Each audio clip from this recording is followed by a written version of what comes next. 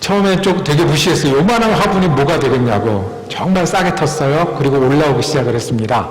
그런데요, 거기서 나온 이파리가 어느 날 접시 위에 올라왔어요. 알고 보니까 향을 내는 허브라는 거예요. 접시 위에 올라오고 차 속에 들어가니까 그렇게 좋을 수가 없어요. 그리고 나선 이 조그만 화분을 보는 제 눈이 달라졌습니다. 그렇게 무시했던 저게 뭐라고 했던 게 빨리 자라라, 이파리를 더 내라, 그리고 또 먹으려고요. 그게 우리가 조그만 잎을 보는 시각입니다. 우리가 돼지를 기르는 것도 마찬가지예요. 이번 선교제가 돼지를 봤는데요. 돼지를 보면서 거기 목사님들은 기도를 해요. 빨리 자라라고. 빨리 자라라고. 자, 돼지가 빨리 자라라고 기도해서 뭐가 되는 거예요? 빨리 자라서 엄마 돼지하고 새끼 돼지하고 팔고, 그 다음에 이 엄마 돼지는 고기로 만들려고. 이게 우리가 화분을 볼 때의 시각이에요. 그리고 우리가 돼지를 기를 때의 시각이에요. 원래 세상은 이렇게 봐요. 그래서요, 우리가 예수 믿는 사람들이 모여서 좋은 일을 하잖아요. 그리고 우리가 이렇게 예수 믿습니다. 교회는 이렇게 좋습니다. 우리가 이렇게 의미 있는 일을 합니다. 라고 하면은 끝에 가서 질문해요. 그래서 말하려는 게 교회 멤버 늘리려는 거 아니냐? 라고 얘기를 해요. 우리 미국 사람들은 대놓고 얘기하잖아요. 너 목적이 교회 멤버 늘리려는 거지? 그렇게 얘기를 해요. 이게 우리가 화분을 보거나 다른 사람을 보거나 하는 시각이에요. 그런데요, 예수님의 시각은 다르세요. 예수님은 예수님의 곁에 있는 사람들을 보는 시각이 다르세요. 오늘 말씀을 통해서 예수님을 따르는 것이 어떤 것인지, 예수님이 도대체 우리를 어떻게 보시고 어떤 기대를 갖고 계신지를 돌아보므로 우리가 예수님을 따르는 길에 한 발짝 더 나가는 그런 귀한 말씀의 시간이 되기를 원합니다. 오늘 읽을 말씀에서 우리가 들을 수 있는 첫 번째 음성은 예수님은 우리를 부르시고 보내시는 분이세요. 뭐 하시는 분이시라고요? 부르시기만 하는 분이 아니시라 보내시는 분이세요. 한번 읽어볼까요? 우리 오늘 7절 말씀 우리 함께 읽어보겠습니다. 시작. 그리고 12제자를 가까이 부르셔서 그들을 둘씩 보내시며 그들에게 악한 귀신을 억누르는 권능을 주셨다. 요 전에 우리 지난주에 했던 말씀 기억하십니까? 지난주는 우리 선교 주간을 드렸고, 그 전에 예수님이 이상하게 놀라신 사람들이 있었어요. 어떤 사람들이냐면 예수님 고향 사람들이었어요. 예수님을 더 많이 알고 예수님이 더 많이 이야기하고 예수님과 더 많은 시간을 보냈는데 믿지 않아서 예수님이 이상하게 여기셨다 했던 사람들이었어요. 그리고 그 마을은 어떻게 했습니까? 떠나셨어요. 그리고 다른 곳에 가서 예수님은 예수님이라 하기 시작을 하셨어요. 그러는 가운데 예수님은 제자들은 다른 눈으로 보시기 시작하셨습니다.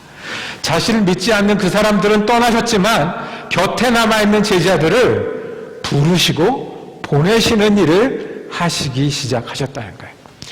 마가복음은 처음부터 예수님은 제자를 부르시는 분으로 묘사합니다. 1장부터 나와요. 예수님은 그 물가에서 그물을 만지고 있는 어부들을 불러내십니다. 예수님은 가는 곳마다 사람들을 불러서 예수님과 동행하게 하십니다. 그러다가 3장에 가면 예수님이 왜 제자들을 뽑는지 그 이유에 대해서 말씀하십니다.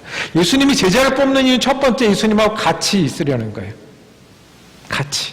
같이 있는 게 다가 아니고, 우리가 아이를 사랑하고 아이에게 모든 것을 다해서 기르는 게 다가 아니라 그 다음에 이 아이가 자기 일을 하고 자기 길을 가게까지 인도하는 것이 부모 역할이듯, 예수님은 이 제자들이 예수님처럼 말하고 일하는 사람이 되는 것이 예수님의 시각이고 꿈이셨어요. 그래서 예수님은 사람들을 부르기도 하시고 내어 보내기도 하셨어요. 마을 사람들은 놔두고 오셨지만 곁에 있는 사람들, 내 곁에 이제까지 따라오고요. 마가복음 6장 2만치 되면 예수님이 사역하신 지가 꽤 되는 시간입니다. 예수님의 사역이 한 얼마 정도 하셨다고 우리가 알고 있죠? 예수님의 사역이 설교를 시작하셔서 십자가 지기까지 한 3년쯤 보는데 그 중에 절반이 지나지 않았을까 하는 그때입니다. 충분히 같이 지냈어요. 그리고는 예수님이 이제는 너희가 나가서 내가 했던 일들을 하기를 원하신다고 보내시는 겁니다. 제자 입장으로 가볼까요? 제자 중에 수제자라고 부르는 누구 있었죠? 베드로가 있었어요. 베드로는 원래 전직이 어부였어요. 어부하다가 예수님이 나를 따라오너라 그래서 따라왔어요. 예수님 곁에 있었어요. 곁에 있어서 좋았어요. 예수님 말씀도 좋았고, 예수님이 기적을 베푸는 것도 좋았고, 예수님이 치유하는 것도 너무너무 좋았고, 예수님이 많은 사람들과 같이 다니는 것도 좋았어요. 그리고 예수님 옆에서 예수님 조수하면서, 예수님 도와드리면서 사람들을 만나는 것도 좋았어요. 그리고 이제 예수님은 내 곁이 아니라 나가라고 말씀하세요. 난 여기가 좋은데. 베드로는 이제는 그동안 예수님 곁에 있었으니 나가는 사람이 되는 연습을 하기 시작을 합니다. 훈련을 하기 시작을 합니다. 그것이 오늘 읽은 마가복음 6장의 말씀입니다. 세리였던 마태 한번 생각해 볼까요? 나는 세리 일을 하고 있었어요. 예수님이 따라오라고 해서 따라왔어요. 예수님 다니면 좋은 일이 계속 있어요. 그런데 이제 예수님이 나가서 일을 하라고 하시네요. 예수님이 내가 했던 설교를 나눠주라고 하세요. 내가 했던 능력을 가서 행하라고 하세요. 그냥 보내지 않고 어떻게 해요? 능력을 주어서 보냈다고 말씀하셨어요. 어떤 능력을 주셨을까요? 예수님 곁에 있으면서 들은 말씀이 능력이에요. 어떤 능력을 주셨을까요? 예수님이 어떻게 치유하셨는지 보고 따라했잖아요. 어떤 능력을 주셨을까요? 그 당시에 제일 무서워했던 게 있어요. 귀신이에요. 보이지도 않아서 어떻게 할 수도 없고 감당할 수 없어서 그 무서워하던 귀신, 저녁 때 귀신이 있을까봐 이 길을 놔두고 저 길로 돌아다니던 그 귀신까지 제어하는 것을 이제까지 보았으니 1년도 넘게 2년 가까이 보았으니 나가라고 말씀하시는 거예요. 귀신을 제어하는 능력을 주셨다고 그랬어요. 그때는 귀신이 제일 무서웠어요. 자, 그러면 예수님은 지금은 우리에게 어떤 거를 제어하는 능력을 주실까요? 지금 필요한 것이 무엇이 있을까요? 어두운 곳에는 불을 켜는 게 필요할 거예요. 추운 곳에선 따뜻하게 하는 게 필요할 거예요. 주님이 우리에게 힘을 주셔서 다르게 살아가라고 부르시면 어떤 능력을 주실까요? 복음이 가진 이 시대의 능력은 무엇일까요? 이 시대는 보이는 대로만, 보이는 것이 전부로만 살아요. 그걸 우리는 물질주의라고 합니다. 얼마를 가졌냐? 얼마를 가지고 싶냐? 둘 중에 하나예요. 얼마를 가지고 있냐를 세든지 얼마를 가지고 있는 걸 세든지 그렇게 살아가게 해요. 학교에서도 그걸 배우고 살아가면서도 그걸 경험해요. 그런데 주님은 얼마를 가졌느냐, 얼마를 가지고 싶은가가 아니라 주님만이 줄 수 있는 위로와 평안이 무엇인지를 말씀하세요. 나 혼자 사는 게 아니라 주님과 함께 산다는 것을, 그래서 소망이 있다는 것을, 물질이 없으면 망한 실패자고 물질이 많으면 성공한 사람이 아니라 주님과 함께 살 때 어떤 소망을 가지고 사는지 말씀하세요. 이 세상은 개인주의의 영이 사로잡고 있어요. 나. 그렇게 몇백 년을 지내오니까 나한테 좋은 것은 좋은 거고요. 내가 선택한 선이 선한 거고요. 그리고 조금 더 넓혀서 내 가족이 좋은 게 좋은 거고 남의 가족은 뒷전이고 이렇게 살도록 욕심을 내면서 살도록 하셨어요. 그런데 주님은 서로 사랑하는 게 얼마나 하나님이 거하시는 자리가 되는지 빛을 비추게 하시는 거예요. 죄된 세상에서 그게 전부인 줄 알고 그렇게 살다가, 그렇게 힘들다가, 그렇게 늙다가, 그렇게 죽는 게 전부인 줄 아는 세상에 하늘나라가 시작을 했고요. 그 하늘나라의 소망을 가지고 오늘을 살다가 우리가 하늘나라에 갈 거라는 그 빛을 전할 수 있도록 하신 거예요. 주님은 우리를 부르십니다. 여러분 믿으십니까? 그래서 우리가 예수를 믿게 되었습니다. 왜 부르신다고요? 같이 있게 하시려고요. 같이 있으면서 우리는 예수님 믿는 게 어떤 건지, 예수님 믿으면 어떤 힘이 있는지, 예수님 믿으면 무엇이 달라지는지, 어부가 어떻게 사람을 낚는 어부가 되고 세리가 어떻게 하늘나라의 계산을 하는 사람이 되는지를 경험하고 있다가 그 힘으로 나가서 살기를 주님은 우리에게 말씀하십니다. 주님을 따르는 길은 그래서 주님의 부르심을 듣는 길이고, 주님을 따르는 길은 그래서 주님이 내보내시는 곳에 가는 일이에요. 내 능력이 아니라 누구의 능력으로요? 예수의 능력으로요.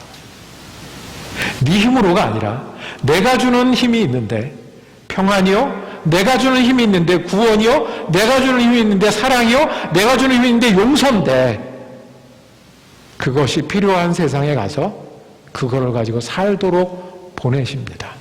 이것이 예수님이 예수님 곁에 있는 사람들을 데리고 하시는 일이고, 예수님 곁에 있는 사람들에게 거하는 기대입니다. 키워서 잡아먹는 게 아니라 예수님은 우리로 예수님 곁에 있어서 예수님의 빛을 쬐고 예수님 때문에 따뜻해져서 그 따뜻함을, 그 빛을 들고 나가는 사람이 되는 게 예수님의 제자라고 말씀하십니다. 이게 어떻게 가능해요?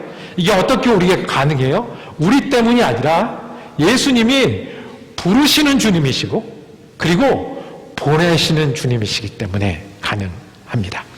우리가 믿는 예수님은 부르시는 주님이시고 보내시는 주님이십니다. 오늘 성경 말씀은 세 토막이 있는데, 첫 번째 토막은 부르시고 보내시는 주님, 두 번째 토막은 우리의 태도예요. 그러면 제자들, 예수님을 따르는 사람은 어떤 태도로 주님을 따라야 하는지에 대해서 말씀을 합니다. 주님을 따르는 태도, 아무것도 가지지 않고 나가는 겁니다. 한번 읽어볼까요? 어디 있습니까? 8절입니다. 8절 우리 함께 읽겠습니다. 시작. 그리고 그들에게 명하시기를 길을 떠날 때에는 지팡이 하나밖에는 아무것도 가지고 가지 말고 빵이나 자루도 지니지 말고 전대 동전도 넣어 가지 말고 라고 그래요. 아무것도 가지지 말라고 그랬어요. 아무것도 가지지 말라는 것은 그냥 없이 가라는 얘기가 아니고요. 여러분들은 여행을 가면 가방에 무엇을 넣으시겠습니까? 넣을 게 있잖아요. 근데 거기다가 뭘 넣냐면 nothing을 넣으라는 거예요. 원래 우리는 뭔가 가지고 출발하는 사람이에요. 원래 우리는 여행하려면 가져야 여행할 수 있는 사람이에요. 그런데 뭘 가지고요? 아무것도 안 가지는 여행을, 주님이 보내는 여행을 할 때는, 주님의 이름으로 나가 살 때는, 그리고 주님이 보내시는 곳에 갈 때는, 주님의 일에 참여할 때는 아무것도 가지지 말라고 말씀하세요. 그게 어떻게 되겠어요? 그러니 말씀하신 거예요. 그런데 주님은요 반대 이야기를 하시네요. 오히려 더 잘 챙겨주셔야 돼요. 오히려 주님은 리스트를 주셔야 돼요. 이거 가지고 가라, 저거 가지고 가라, 저거 준비해라, 이렇게 해야 될 것 같아요. 그런데 주님은 nothing, 아무것도 없는 걸 가지고 가라고 말씀하세요. 한 번에 못 알아들을까 해서 거듭거듭 반복하세요. 뭘 가지고 가지 말라고요? 빵이나 자루나 전대나 동전이나 옷 2벌 가져가지 말라고 그랬어요. 옛날에는 여행을 할 때 음식을 사 먹을 수가 없잖아요. 걸어 다니고. 그러니까 여행을 하려면 꼭 뭐를 가져가야 돼요? 음식을 챙겨가야 돼요. 음식을 챙겨가지 않으면 여행을 갈 수가 없었어요. 이 당시에 음식이 뭐였겠습니까? 빵이 있었을 거고, 볶음국식 많이 먹었고요. 과일 말린 거, 그 오래 가도 되는 거, 그런 거 담아가지고 짐이 있어야 출발하는 거예요. 내가 걸어가다 어떤 일을 만날지 모르니 하루 이틀 분이 있어야 출발할 수 있는 거예요. 그 다음에 뭐요? 자루. 이 자루는 그냥 자루가 아니라 그 여행용 수트케이스를 말합니다. 이 당시에 여행용 수트케이스는 가죽으로 만들었고요. 주로 염소 새끼 가죽으로 만들었어요. 그러니 이거는 재산인 거예요. 여행할 때는 여기다가 물병도 담고 아까 말했던 그 음식도 담고 그렇게 가져가는데 이 가방 자체를 가져가지 말래요. 돈이 들 것 같아서 여행 경비를 챙겨야 되는데 우리 여행 경비 우리는 계산해서 예비비까지 가지지 않으면 출발 안 하는데 그거 하지 말라고 말씀하세요. 옷도 2벌 가지지 말래요. 이 당시에 여행하려면 어떤 일이 생길지 모르기 때문에 옷도 좀 챙겨야 되고 담요 대용으로 써야 되고 아시다시피 이곳은 낮에는 덥고 밤에는 추운 곳이니까 옷이 필요한데 가지지 말라고 그랬어요. 왜 그러셨을까요?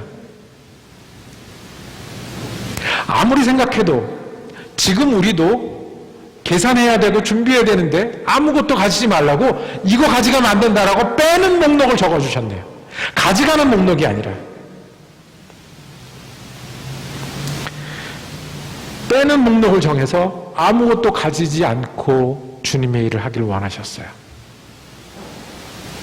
아무것도 없으면 뭐밖에 없어요?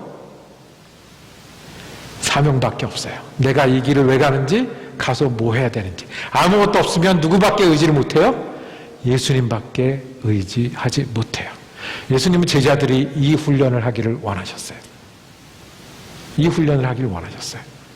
예수님이 지금부터 갔다 와라라고 말할 때 아무 딴 것도 가져가지 말고 오로지 이 일만, 아무것도 준비하지 말고 오로지 주님만 의지해서 그 일들을 해보기를 원하셨어요.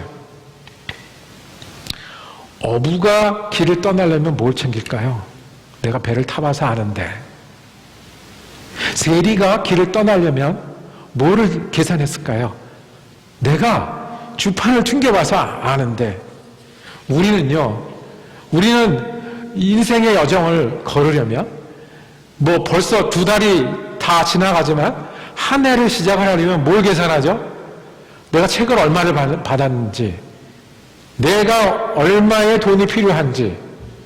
그래서 우리 아이들은 너는 공부해야 된다, 평생을 살려면 기술 가지고 있어야 된다, 누구를 만나야 된다, 누구랑 같이 가야 된다, 이렇게 연습시키고 준비시키는 게 우리인데, 예수님이 일할 때는 그거 하나만 보기를 원하세요. 그리고 거기 예수님을 의지해서 일하기를 원하세요. 이것이 예수님의 일, 예수님의 제자들에게 예수님이 명령하시는 태도입니다. 예수님이 보내시는 일에는, 예수님이 보내시는 사람들에게는 단순하게 그 일만, 그리고 단순하게 주님만 의지해서. 안 그러면 어떻게 돼요? 우리가 뭘 가져가요? 내가 뭘 할 수 있는지 뭘 할 수 없는지 그거 가져가잖아요. 뭘 가져가요? 과거 가져가요. 과거를 챙겨가면서 내가 그때 이런 거 실패했는데 그래서 안 해라고, 내가 그때 성공했는데 그때 성공했지, 이거는 예수님 의지해서 해야 되는 일인데 단순할수록 없을수록 되는 일인데, 우리가 공부를 많이 해서 사람 하나를 변화시킬 수 있을까요?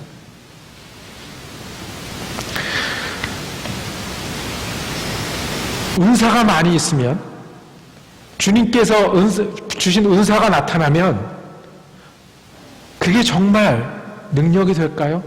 벌써 성경은 은사가 많은 것보다 뭐가 더 중요하다고요? 사랑이 더 중요하다고 말씀하셨어요. 그래서 맡은 자에게 구할 것은 왜요? 맡은 자도 주판 튕길 줄 알거든요. 맡은 자의 짐에도 많거든요. 그런데 주님이 보내시고 주님이 동행하시는 길에 우리의 태도는 nothing, 아무것도 없는 걸 선택하고 그걸 보고 주님만 의지하는 거예요. 말씀을 정리하도록 하겠습니다. 그리고 말씀 끝에 우리 기도 한번 하겠습니다. 조그만 잎을 기르면서 저는 기대하는 게 있습니다. 나중에 먹을 거예요. 그런데 예수님은 우리를 보면서 무엇을 기대하실까요? 예수님은 우리를 치유하시기도 하고요, 위로하시기도 하고 힘을 주시기도 하세요. 그래서 어떻게 해요?